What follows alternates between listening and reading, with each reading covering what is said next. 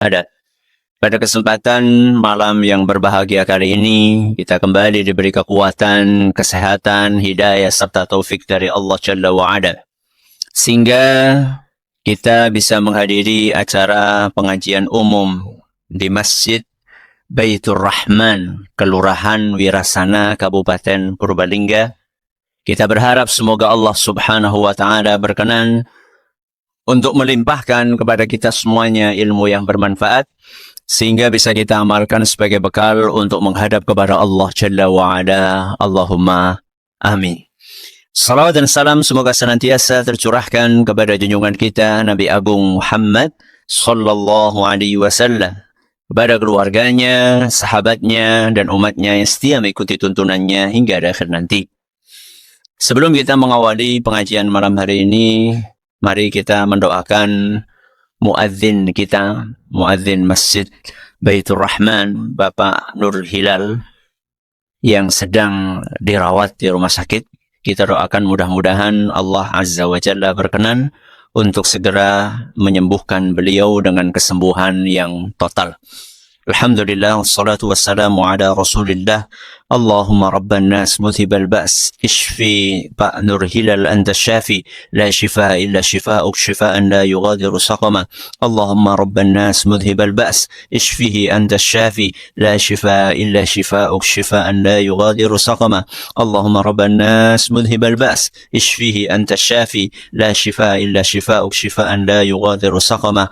وصلى الله على نبينا محمد وعلى آله وصحبه أجمعين وآخر دعوانا الحمد لله رب العالمين.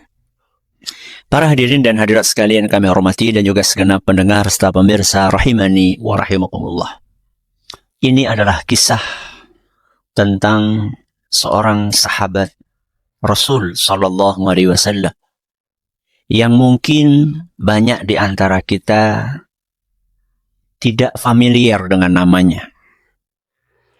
Karena sahabat ini bukan seorang saudagar besar seperti Abdurrahman bin Auf, juga bukan merupakan panglima perang seperti Khalid bin Walid, juga bukan khalifah kaum muslimin seperti siapa?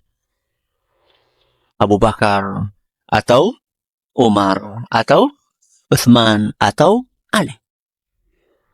Beliau adalah seorang yang sangat miskin sekali. Bahkan rumah pun tidak punya. Beliau itu nginepnya di emperan Masjid Nabawi. Beliau adalah seorang sahabat yang bernama Rabi'ah. Sinten? Rabi'ah. Nama lengkapnya adalah Rabi'ah bin Ka'ab al-Aslami radhiyallahu anhu. Siapa nama lengkapnya? Rabi'ah bin Ka'ab al-Aslami radhiyallahu anhu. Siapa yang baru dengar namanya malam ini? Angkat tangan. Berarti kenal kabeh ya. Siapa namanya? Rabi'ah bin Ka'ab al-Aslam. Seperti yang tadi saya sampaikan, beliau adalah orang yang sangat miskin sekali. Rumah pun nggak punya. Akan tetapi, beliau adalah orang yang mendedikasikan waktunya,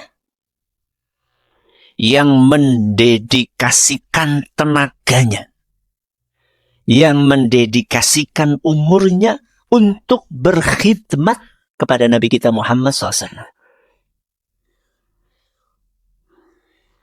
Beliau selalu siap sedia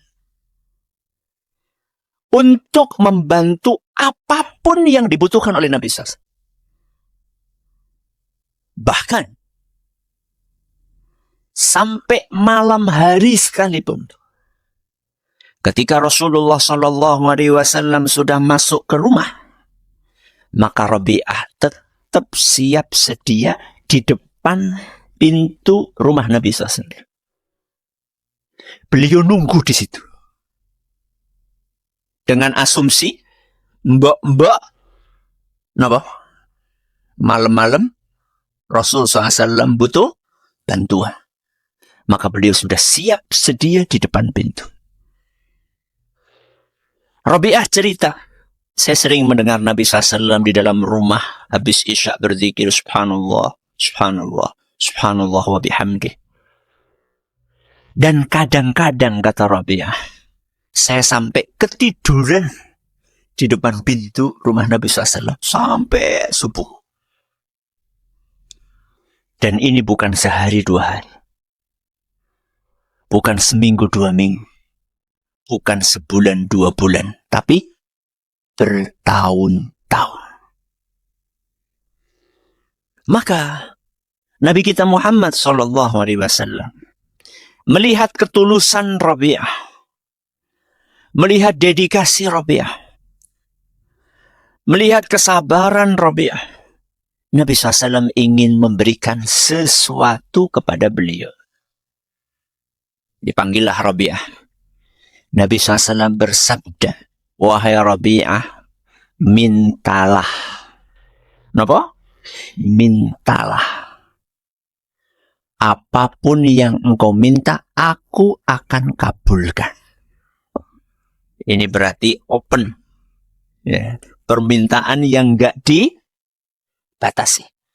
Apapun yang kamu minta, aku akan kabulkan. Rabi'ah ini kaget. Kenapa? Kaget.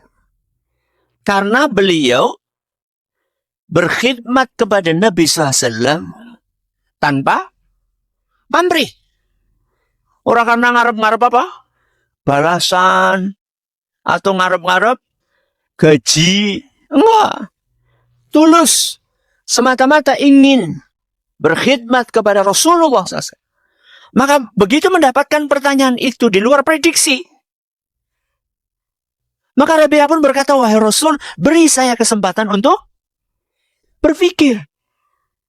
Karena beliau nggak siap untuk mendapatkan pertanyaan, penawaran seperti itu. Berbeda dengan orang yang memang dari awal ada udang di balik rempeyek. Dia sudah siap itu. Kalau ditanya, oh, nek di jarum yang harus ngomong gie. Gitu. Rabi'ah enggak. Beliau orang yang modelnya tulus. Sehingga begitu mendapatkan pertanyaan kayak tadi, kaget beliau. Apa ya?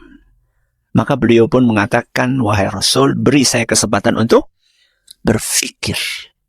Besok-besok saya akan jawab. Akhirnya, dipersilahkan sama Nabi SAW. Silakan. Rabi'ah pun mulai berpikir. Saya yakin betul dunia itu fana. Fana siapa? Entong. Bakalan apa? Habis.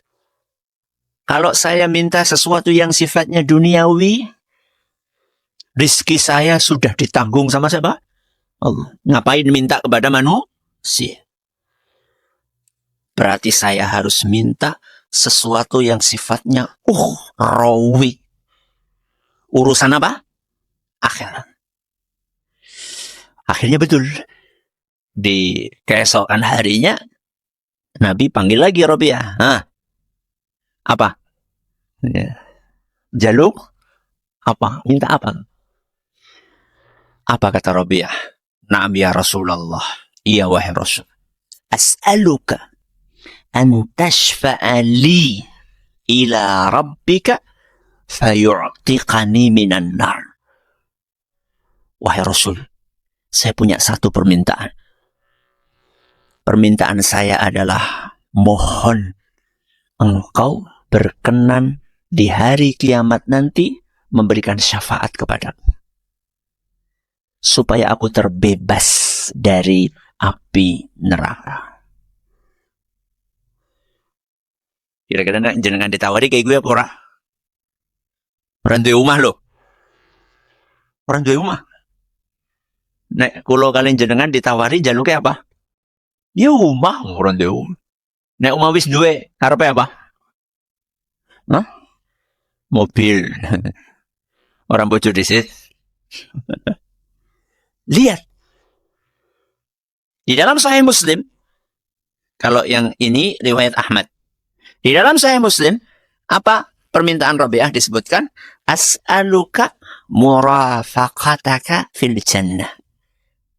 Wahai Rasul, permintaanku adalah izinkan aku supaya bisa menemanimu di surga. Allahu Akbar. Beliau pengen membersamai Nabi SAW, nggak cuma di mana?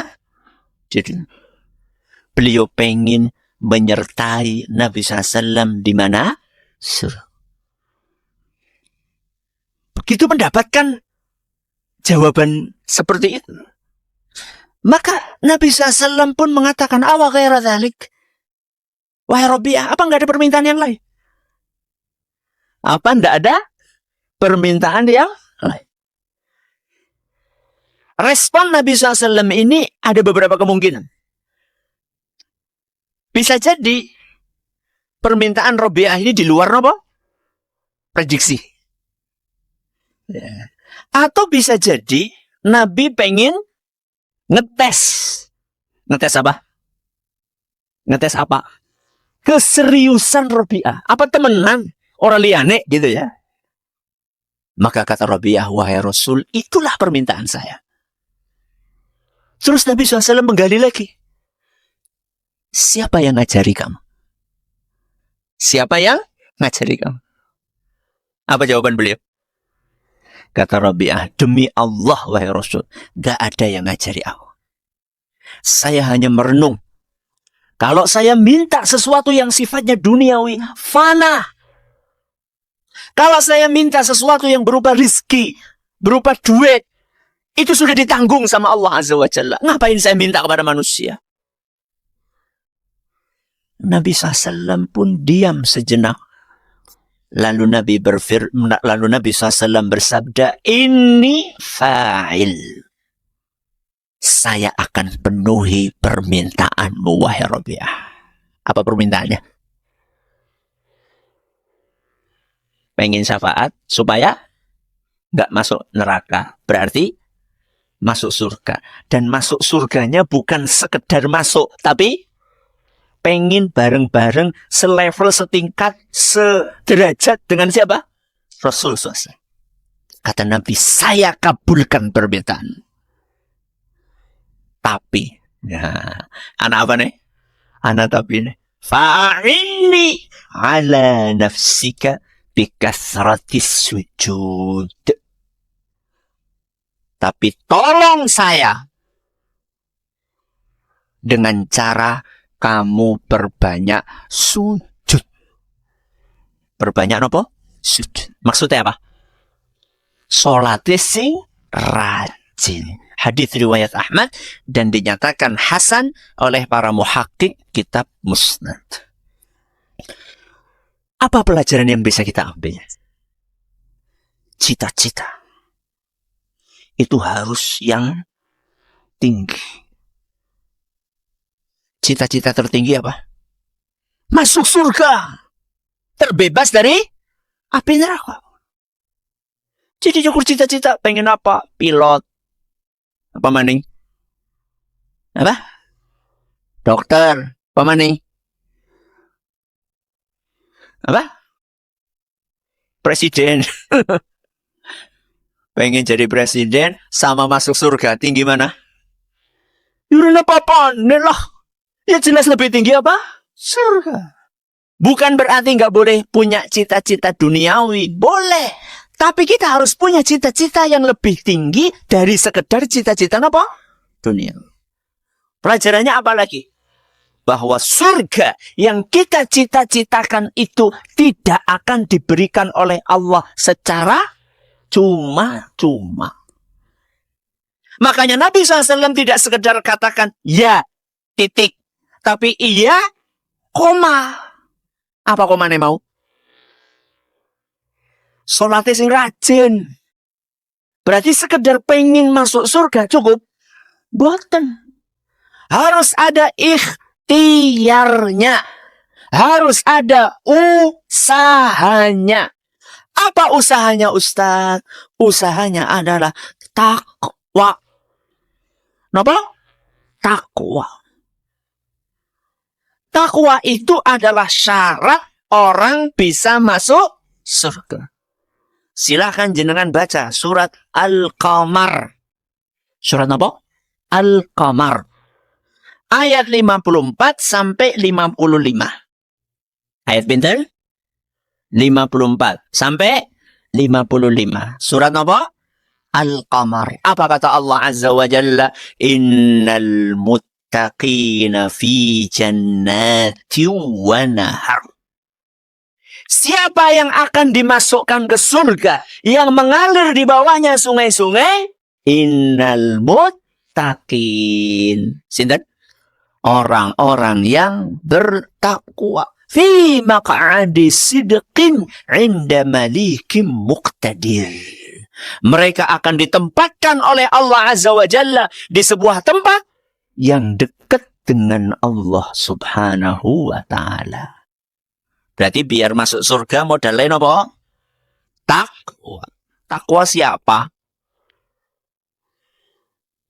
Jeneng sepi. Takwa siapa? Menjalankan perintah Allah, menjauhi larangannya. Gampang? Gampang? Ngomongnya gampang. Sing angel apa nih? Praktek. Mengucapkan kalimat ini di lisan ringan. Yang susah adalah apa? Mempraktekkan. Jawab pertanyaannya, kenapa susah dipraktekkan? Menjalankan perintah, menjauhi larangan. Kenapa berat dilakukan? Karena perintah ada beban di situ. Kenapa? Perintah ada beban di situ. Dan larangan biasanya adalah sesuatu yang enak-enak. Kenapa menjalankan perintah Allah, menjauhi larangan itu berat? Masa wis kelalen? Kenapa? Karena perintah itu ada bebannya. Larangan biasanya enak-enak. Menjalankan sesuatu yang beban, meninggalkan sesuatu yang enak. Gampang apa susah? Susah. Mari kita bahas menjalankan perintah. Perintah biasanya beban. Jangan pernah nggak mendengar istilah mukallaf? Pernah? Mukallaf siapa? Orang yang mendapatkan beban. Kenapa? Beban. Beban apa? Beban syariat, menjalankan perintah Allah. Kuwi beban. Beban mana ora? Beban atau bukan? Mau bukti? Subuhan, mangkat mau masjid. Gampang apa angel? Gampang apa angel? Kenang apa? Ngantuk. Apa maning? Atis. Apa maning? Udan. Apa maning? Esi Arif, kasure, empuk, selimutnya, anget, beban. Oke. Puasa, beban enggak? Kenang apa? Kencot, ngelak, ya. Zakat, beban enggak? Kenapa? Lu kesel-kesel kerja kok. Dipotong berapa? 2,5%. Oke, ini ngomongin apa? Perintah, larangan. Enak nggak? Contohnya. Contohnya, larangan enak disuruh ditinggalkan. Contohnya. Bu, ngerumpi. Apa bu? Ngerumpi enak orang? Hah? Bulan ini mau betah ngerumpi? Kenapa? Enak. Mulut, lisan itu ada syahwatnya. Jadi syahwat itu nggak cuma syahwat perut, nggak cuma syahwat kemaluan, lisan pun ada syahwatnya. Sahabatnya apa? Ngrumpi. Mulane wis ngrumpi, apa maning dikancani kopi? Karo apa maning? Kacang goreng. Wah, gue bisa nganti berjam-jam gue. Kenapa? Nikmat. Tapi itu harus ditinggalkan. Sesuatu yang nikmat harusnya apa? Ditinggalkan karena haram. Apa maning? Nikmat, enak, tapi kudu ditinggalkan. Dolanan HP. Menghabiskan waktu dengan main HP. Bukan menggunakan HP untuk hal bermanfaat. Menghabiskan waktu untuk main HP. Enak. Enak.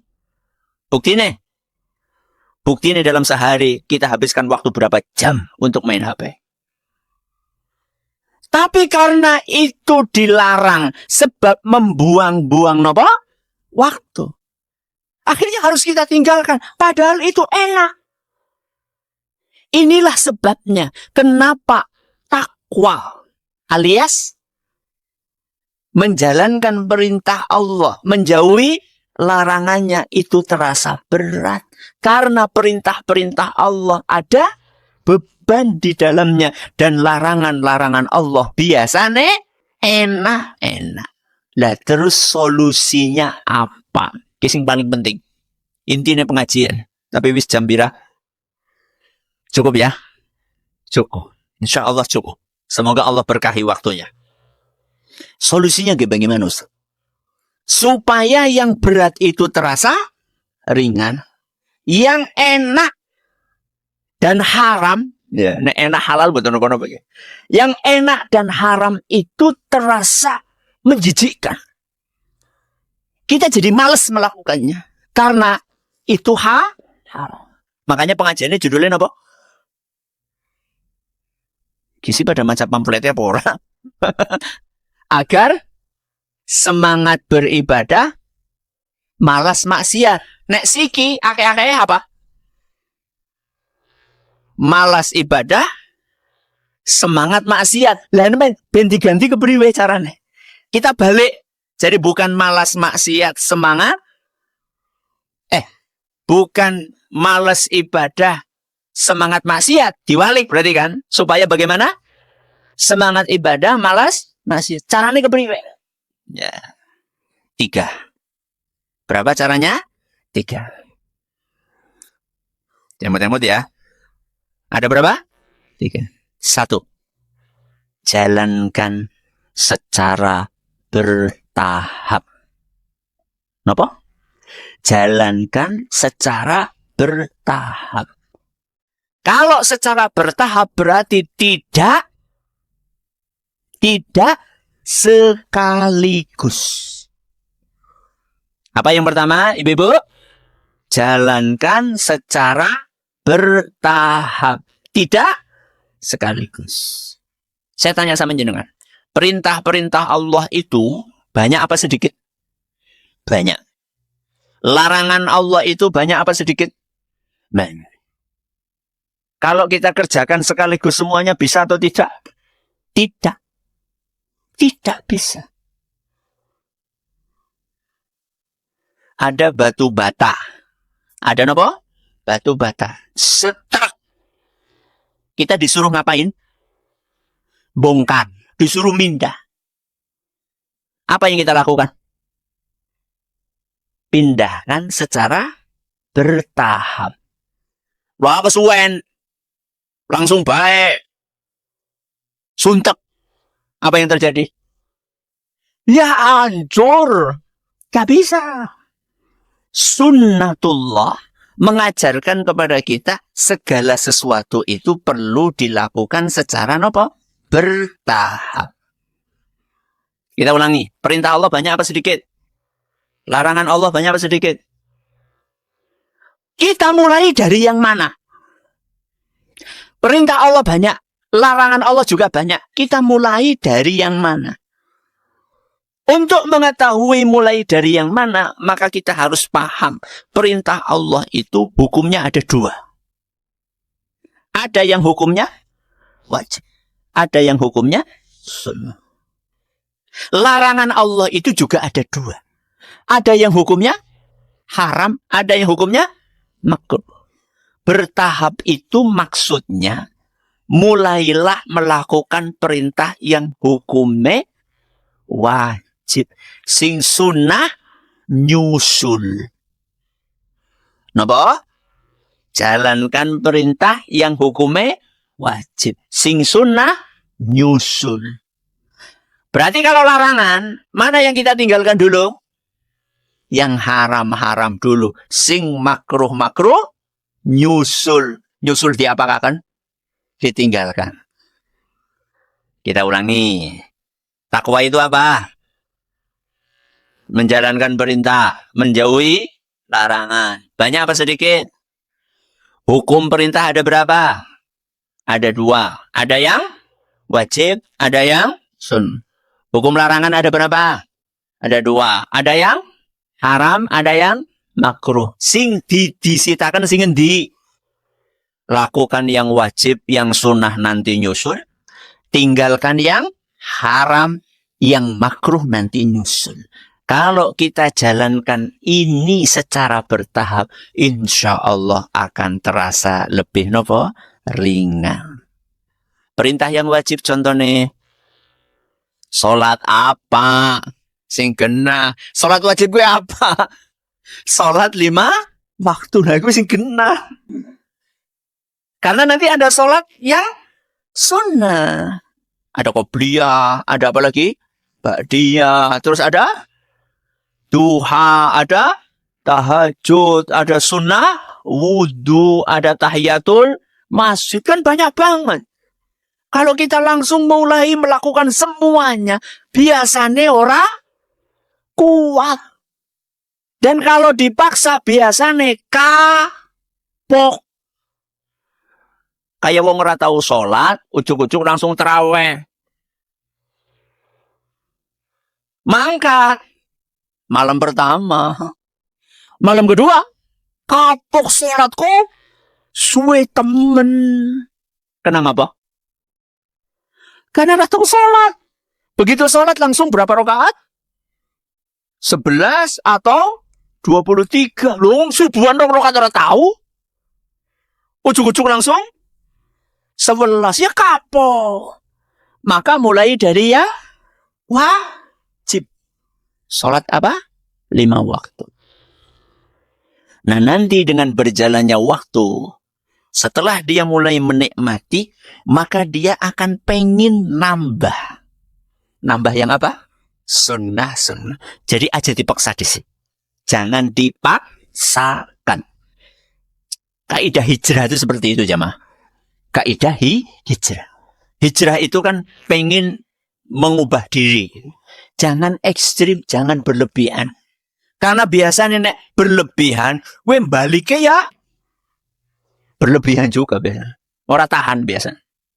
Jadi lakukan secara nopo? Bertahap. Dah. Yang kedua. Pahami bahwa ibadah itu nikmat. Dan maksiat itu menggelisahkan. Apa yang kedua, Pak?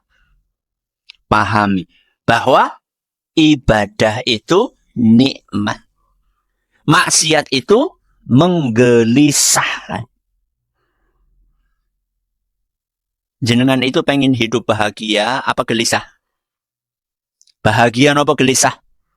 Berarti men bahagia pripun? Lah, mau apa nomor loro? Ben bahagia, ibadah. Ben boten gelisah, aja maksiat. Niku kuncinya. Apa hubungannya Ustadz ibadah dengan kebahagiaan, maksiat dengan kegelisahan? Jamaah yang kami hormati. Kebahagiaan atau kegelisahan itu berawal dari kondisi hati. Kebahagiaan atau kegelisahan seseorang itu dilihat dari kondisi hatinya. Nek hatine bersih, nek hatine sehat, maka hidupnya bahagia. Berarti orang gelisah itu gara-gara nopo? Hatine kotor, hatine penyakitan.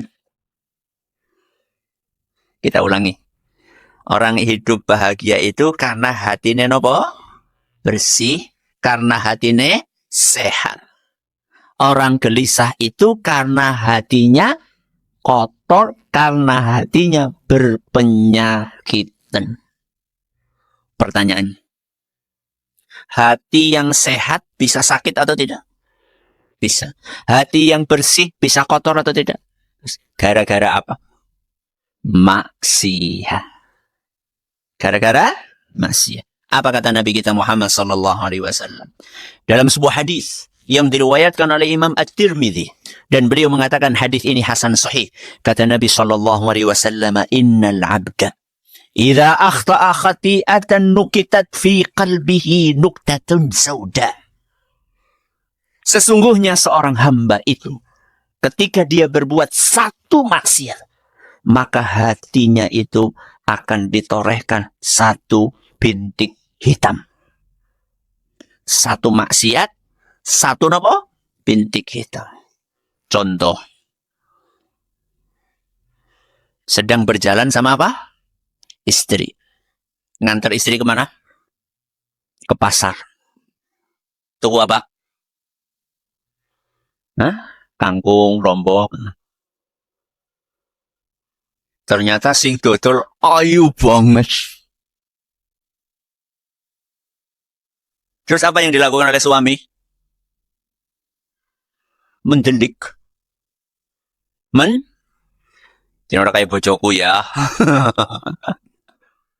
Itu namanya maksiat. Berarti begitu jelalatan. Satu bintik hitam di mana? Hati. Ustaz, bintik hitam itu bisa dihapus tak? Bisa tak? Bisa.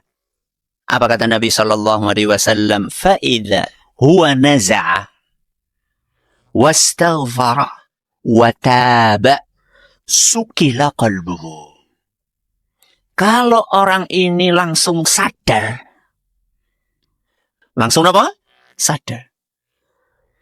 Jadi begitu ngelihat kok ayu banget terus langsung astagfirullah. Ini kan lebih ngaji di masjid Baitur Rahman, ralih jelalatan. Astagfirullah wa atubu ilaih. Istighfar dan bertaubat. Napa? Istighfar dan bertaubat. Maka satu bintik hitam itu langsung dihapus sama Allah. Kapan? Saat itu juga. Terus bintik hitam itu bisa nambah? Bisa. Kalau maksiat lagi. Jadi bukannya tobat, tapi pindah warung liyane sing pada ayu. Jelalatan maning. Berarti bintiknya tambah lagi. Apa kata Nabi SAW? Wa in ada.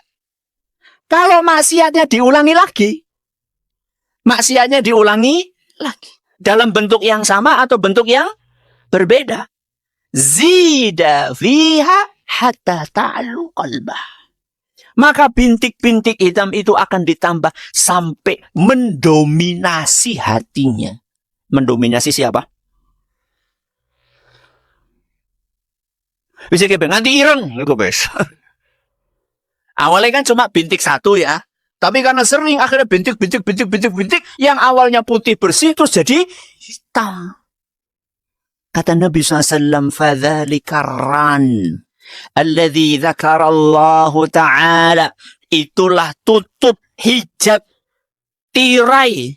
Yang menutupi hati seorang hamba. Yang pernah Allah sebutkan dalam surat Al-Mutaffifin. Ayat 14. Kalla bal rana ala qulubihim ma kanu yaksibun. Itulah tutup yang menutupi hati seorang hamba gara-gara dosa-dosa dan maksiat yang selama ini dia lakukan. Apa akibatnya ketika hati itu menghitam? Akibatnya dia akan gelisah. Supaya dia bisa mendapatkan kebahagiaan lagi, bagaimana? Hati itu harus dibersihkan lagi. Membersihkannya bagaimana tadi? Beristighfar dan bertaubat. Kalau boleh saya umpamakan, ibadah itu cocoke, pantese, mambune apa? Mambune apa? Wangi. Kalau maksiat niku pantese mambune bacin. Alias bus. Ayo kita pakai ilustrasi. Orang itu hidupnya akan nyaman kalau di sekelilingnya bau apa? Orang itu akan nggak nyaman, gelisah, nggak tenang kalau di sekelilingnya bau busuk.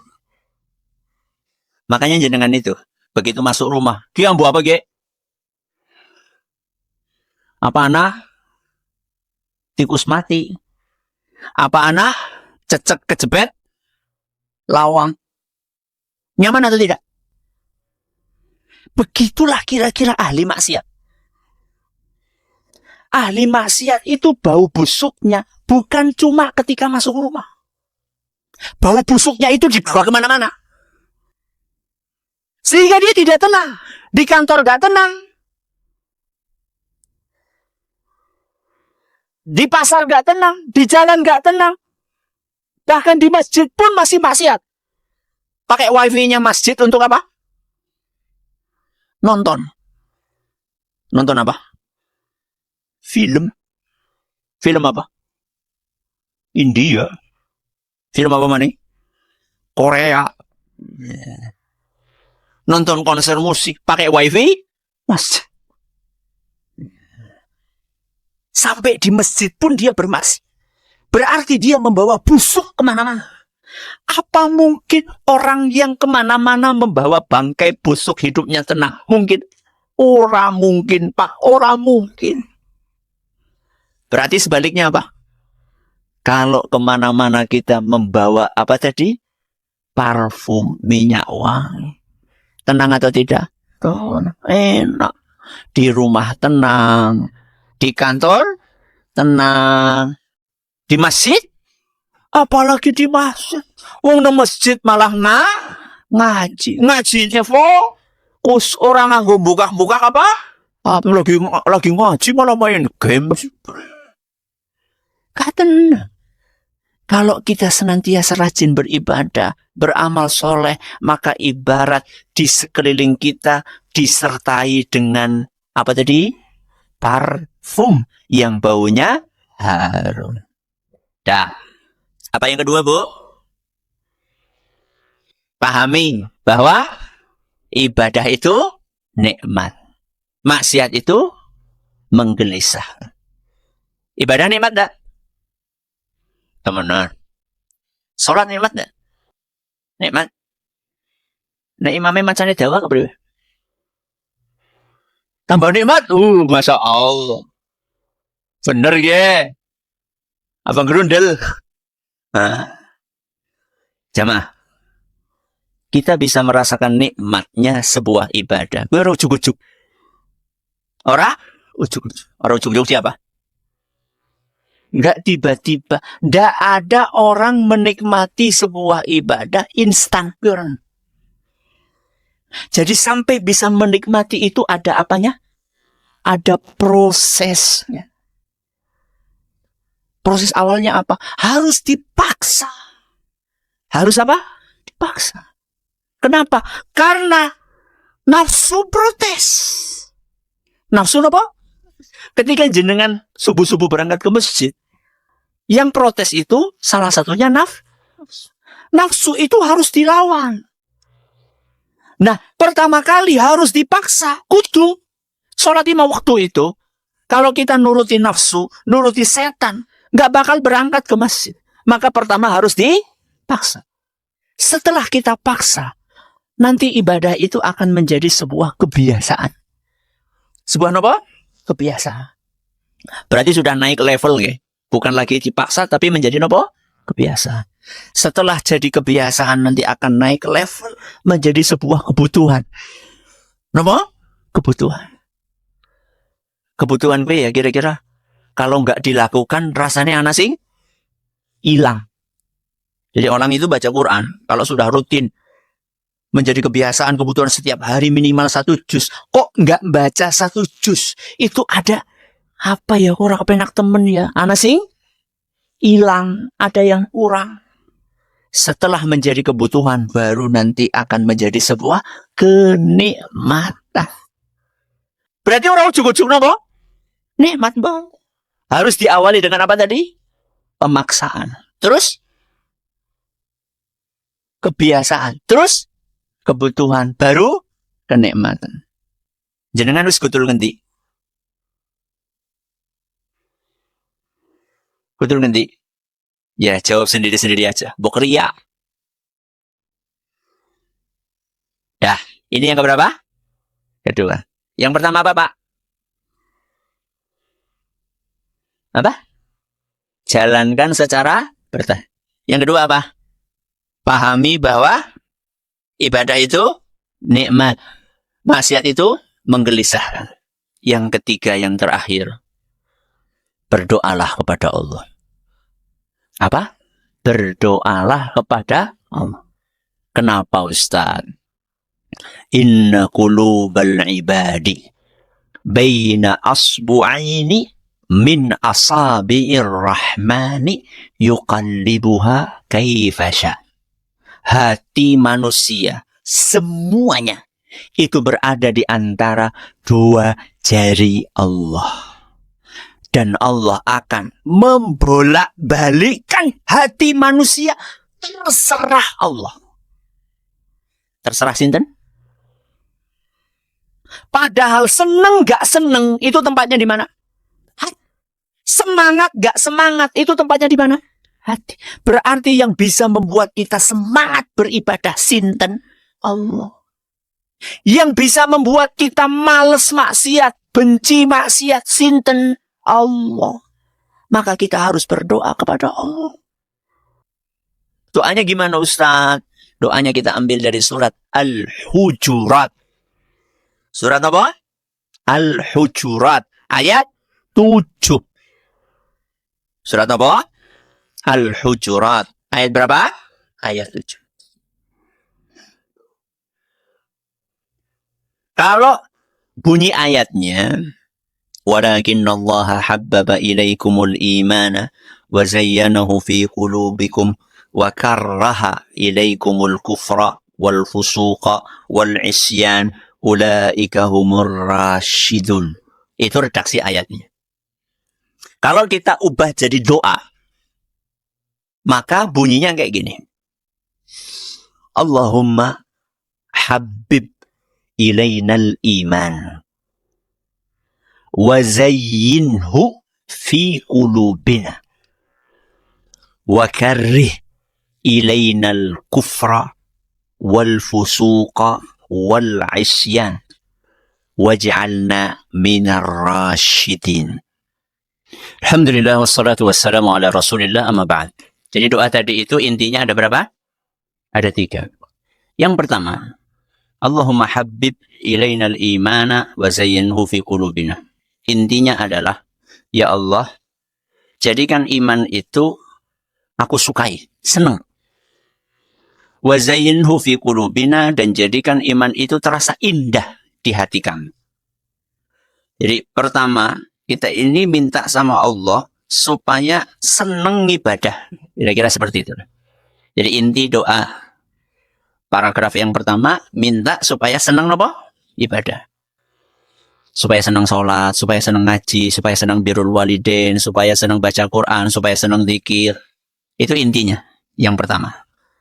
Yang kedua, wa karrih ilainal kufra wal fusuqa wal isyan.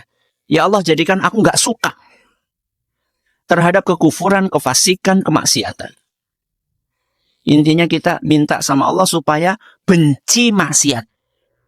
Jadi maksiat itu dijadikan sesuatu yang menjijikkan. Sesuatu yang kita nggak tertarik. Walaupun aslinya manusia tertarik apa? Masih. Kita minta kepada Allah supaya sifat bawaan tadi, senang maksiat tadi itu, supaya diubah sama Allah. Jadinya bukan senang tapi apa? Benci, males, bebeh. Jadi diajak maksiat gue, lah orang enak. Ya. Berubah jadi suka menjadi tidak suka, itu yang bisa hanya siapa? Allah. Mengubah sesuatu yang awalnya kita sukai menjadi tidak kita sukai, yaitu maksiat, itu hanya Allah yang bisa. Maka kita minta kepada sinten? Allah. Yang terakhir, waj'alna minar rasyidin. Itu kira-kira ya minta supaya istiqomah. Jadi seneng ibadah, benci maksiat ini bukan sehari dua hari, tapi nanti mati. Ya, kira-kira seperti itu. Waj'alna minar rasyidin. Jadikan saya lurus, istiqomah di dalam ketaatan ini sampai aku meninggal dunia. Berarti tips supaya seneng ibadah, benci maksiat, berapa? 3. 1, lakukan bertahap. 2, pahami bahwa ibadah itu nikmat, maksiat itu menggelisah. 3, berdoalah kepada Allah. Mudah-mudahan bermanfaat bagi kita semuanya. Nek esih kurang, burung akan bayar radio Insani. Radio apa? Insani. Berapa gelombangnya? 88.8 FM. Mudah-mudahan bermanfaat. Terima kasih atas perhatiannya. Mohon atas segala kurangannya. Kita akhiri dengan doa kafaratul majlis. Subhanakallahumma wa bihamdika asyhadu an la ilaha illa anta astaghfiruka wa atubu ilaik. Assalamualaikum warahmatullahi wabarakatuh.